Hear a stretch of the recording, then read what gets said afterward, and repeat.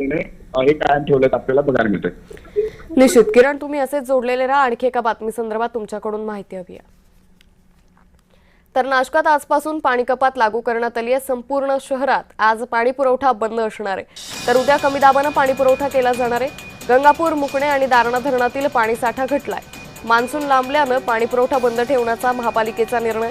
प्रशासनासमोर 31 ऑगस्ट पर्यंत पाणी पुरवठा करण्याचं आव्हान हे असणार आहे। त्यासाठीच आजपासून शहरात पाणी कपात ही लागू करण्यात आली आहे। पुन्हा एकदा जाऊयात आमचे प्रतिनिधी किरण गोटूर यांच्याकडे। किरण, नाशिककरांसाठी काहीशी चिंताजनक बातमी आहे, कारण आजपासून पाणी कपात लागू झाली आहे। काय माहिती?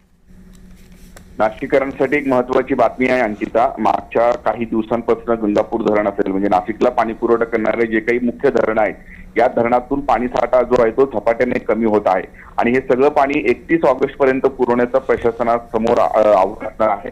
अल्निनोमुळे मान्सून लांबेल अशी पद्धतीत अंदाजे हवामान खात्याने व्यक्त केल्यानंतर 31 ऑगस्ट पर्यंत धरणातील पाणी साठा फक्त पिण्यासाठी राखीव म्हणजे असायला पाहिजे आणि ते पुरायला पाहिजे अशा पद्धतीचे आदेश राज्य सरकारने काढलेले होते आणि त्यानंतर या सगळ्या स्थानिक पातळीवरती या सगळ्या संदर्भात नियोजन झालं। आता आठवड्यातून एक दिवस नाशिक शहराचा संपूर्णपणे पाणी पुरवठा एकूणच बंद असणार आहे आणि आज शनिवारी नाशिक शहराचा संपूर्ण पाणी पुरवठा बंद असणार आहे आणि उद्या कमी दाबाने पाणी पुरवठा होईल अशा पद्धतीचं माहिती प्रशासनाने दिलेली आहे। आणि पाऊस जर अशाच पद्धतीने लांबल्यास ऑगस्ट महिन्यामध्ये 2 दिवसाआड हे पाणी पुरवठा केला जाईल अशाही पद्धतीचा जो खुलासा आहे तो प्रशासनाकडून हे करण्यात आलेला आहे आणि त्यामुळे पाणी जपून वापरावं अशा पद्धतीचं आव्हान जे आहे ते प्रशासनाकडून वेळोवेळी केलं जातं। निश्चित किरण, धन्यवाद आपण दिलेल्या सविस्तर माहितीसाठी।